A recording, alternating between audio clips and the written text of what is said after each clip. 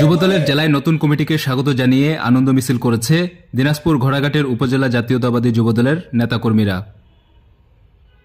সোমবার বিকেল ৫টায় উপজেলার সিংড়া ইউনিয়ন পরিষদের সামনে থেকে এই মিছিল বের হয়।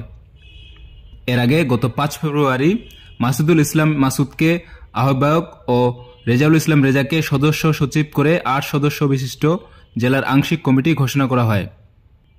উপজেলা যুবদলের আহ্বায়ক জহুরুল ইসলাম শান্ত ও সদস্য সচিব মোফাজ্জল হোসেন প্রধানের নেতৃত্বে মিছিলে আরও অংশ নেন উপজেলা বিএনপির সিনিয়র নেতৃবৃন্দ, উপজেলা যুবদলের যুগ্ম আহ্বায়ক আবু হাশমি, মোশাররফ হোসেন খোকন, গোলাম রব্বানী, মাসুদ চৌধুরী, স্বেচ্ছাসেবক দলের আহ্বায়ক মফিদুল ইসলাম, সদস্য সচিব আল রাজি রাজীব, উপজেলা তাঁতি দলের আহ্বায়ক শেমসাদুল হক রিপন, উপজেলা ছাত্র দলের আহ্বায়ক জোবায়ের হোসেন সাদ্দাম সহ ইউনিয়ন ও ওয়ার্ডের হাজারখানেক নেতৃবৃন্দ।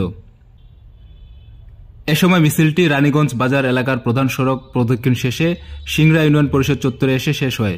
পরে সেখানে একটি সংক্ষিপ্ত সমাবেশ অনুষ্ঠিত হয়।